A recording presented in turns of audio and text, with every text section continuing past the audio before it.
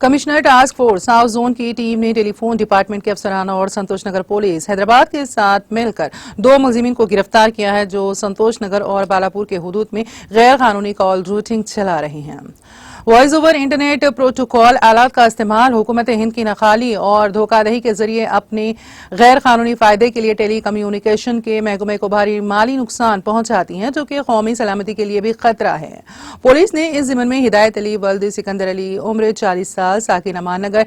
مولا کا چلہ یاقوت پورہ اور مجاہد احمد ولد محمد نثار احمد عمر 40 سال ساکن بوراونڈا کو گرفتار کر لیا۔ مصدقہ اطلاع پر کمشنر کی task force south zone team Hyderabad نے ٹیلی فون ڈپارٹمنٹ کے افسران اور سنتوش نگر پولیس کے ساتھ مل کر دروازہ نمبر 92/11/350-1-18 پھول باغ حیدرآباد پر چھاپا مارا جہاں ہدایت علی نامی ملزم کو گرفتار کیا گیا اور اس کے قبضے سے مختلف انٹرنیٹ اشیاء بھی ضبط کی گئیں۔